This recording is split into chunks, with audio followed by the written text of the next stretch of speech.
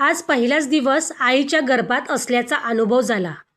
बाहेरचं जग कसं असेल हे काही ठरवून नाही, पण हृदयाच्या ठोक्यांनी पहिल्यांदा धडकला. सुरुवात झाली मृत्यूलोकात जन्माला येण्याची. बाबांना बातमी कळताच ते सुद्धा तितकेच आनंदी झाले. पण तो आनंद काही काळापुरता असावा, कारण आई गरोदर राहिली की त्या आनंदापेक्षा सर्वात मोठी चिंता लागते, ती म्हणजे मुलगा होणार की मुलगी. कारण मुलगी म्हटलं की परक्याचं धन आणि मुलगा म्हटलं की वंशाचा दिवा. नक्की दिवा की दिवटा हे वयात आल्यावरच कळतं. पण 99.99% सर्वांना मुलगाच पाहिजे. आपण थोडा विचार करूया की मुलगा हा वंशाचा दिवा कशावरून असावा. जेव्हा मुलगी जन्माला येते तेव्हा ती परक्या घरी जाते आणि तिथे जाऊन बाळाला जन्म देते. मग ती कोणाचा तरी वंश वाढवत असावी. हे अज्ञानी लोकांनी जरा विचार करावा की मुलगा वंश वाढवतो की मुलगी. पण आपल्या पूर्वजांनी आपल्या डोक्यात विष पेरून आणि ठोसून ठोसून सांगितलं आहे की फक्त मुलगाच वंश वाढवतो. तर ही अगदी चुकीची गोष्ट आहे. बाळ जन्माला घालण्याची कुवत ही देवाने फक्त आईला दिली, कारण त्याला माहीत आहे की त्यासाठी होणारा त्रास हा पुरुष कधी सहन करू शकतच नाही. पुरुष शरीराने जरी ताकदवान असला तरी आतून तो ठिसूळ असतो. पण शरीराने स्त्री जरी कुमकुवत असली तरीही देखील तिच्याकडे ती क्षमता आहे. कारण वयात आल्यापासून ती प्रत्येक मासिक पाळीच्या वेळी असह्य वेदना सहन करत असते. परंतु पुरुष कधीच त्या वेदना सहन करू शकत नाही. म्हणून मातृत्व हे फक्त आईला मिळतं. बघता बघता पहिला महिना सरला की गर्भात हळूहळू शारीरिक वाढ होत होती. अजून काही अवयव तयार झाले नव्हते, पण बाहेरच्या जगाशी असलेलं नातं तेवढं कळत होतं. आईशी नाळेसोबत जोडल्यानंतर काहीही झालं तरी आई पाठीराखा असतेच. दुसऱ्या महिन्यात वाढ होत होती. कान, डोळे, हृदय, हात तयार होत होते. माझ्या शरीराला इजा होऊ नये म्हणून सकाळी उठल्यापासून ती रात्री झोपेतसुद्धा पोटाला जपत जपत राहायची. आणि महत्त्वाचे म्हणजे या जगात जन्माला येण्याआधी जर कुणी तुमच्यावर स्वतःच्या जीवापाड प्रेम करत असेल तर ती आई ही एकमेव व्यक्ती असते. तुम्ही कसे दिसता, कसे वागता काहीचा विचार न करता ती आपल्याला जीव लावत असते. तिला कधी अपेक्षासुद्धा नसते की जे मूल आज तिच्या गर्भात वाढत आहे भविष्यात ते मला सांभाळेल की नाही, की कोणत्या वृद्धाश्रमात नेऊन टाकेल. कशाचीही पर्वा न करता आई तिचं प्रेम आपल्याला देत असते. काही असतात ज्यांना तरुण आणि सुंदर पत्नी मिळाली की त्यांचं आयुष्य फक्त पत्नीसाठी असतं. पण त्यांना ही जाणीव नसते की एकेकाळी आपण लहान होतो.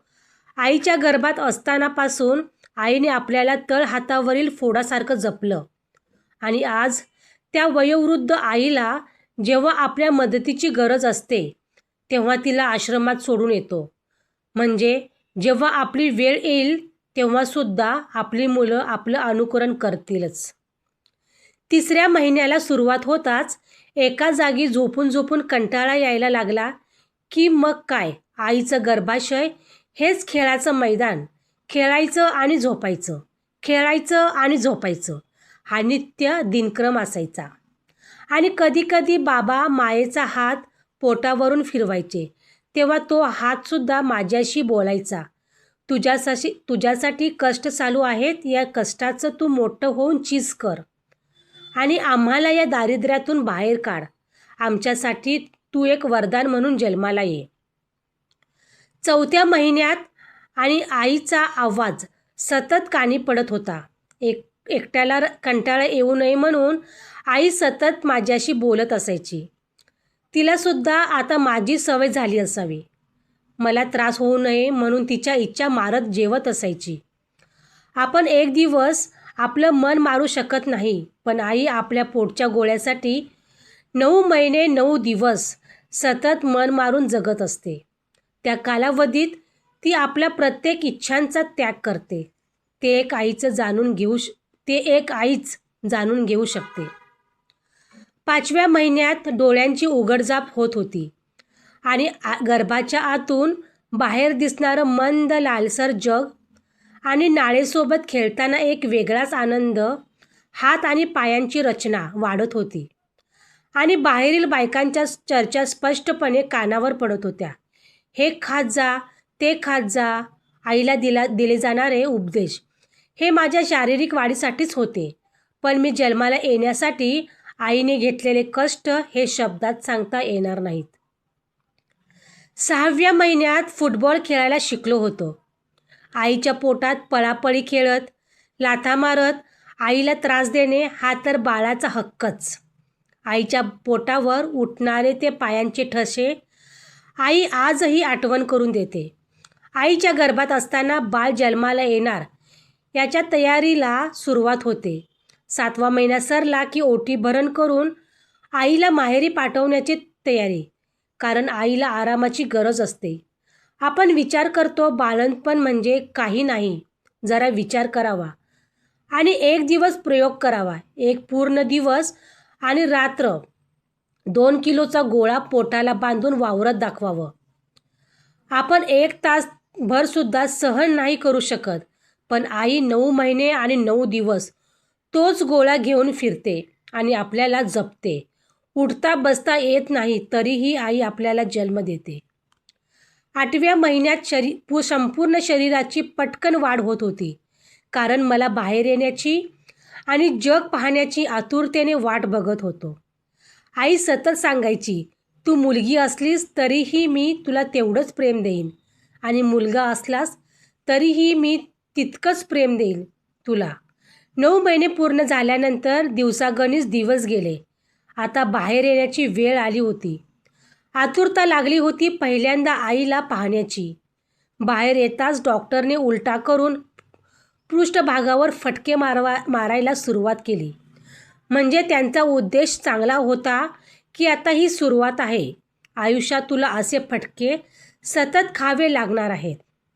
जन्म झाल्यानंतर आईबाबांना गोड बातमी मिळाली की मुलगा झाला आणि माझ्यासारख्या गोंडस मुलाचा जन्म झाला. आईने माझ्यासाठी 9 महिने 9 दिवस नरकवास भोगला आहे, पण आता उतरत्या वयात तिला स्वर्गात असल्याचा अनुभव नक्की देऊ शकतो.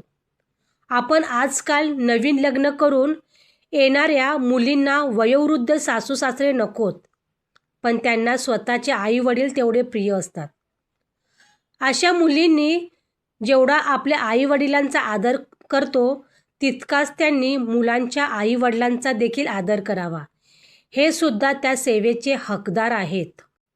आजच्या कथेतील 9 महिने 9 दिवस जर नक्की आवडले असेल तर चॅनलला एक लाईक नक्की करा. धन्यवाद.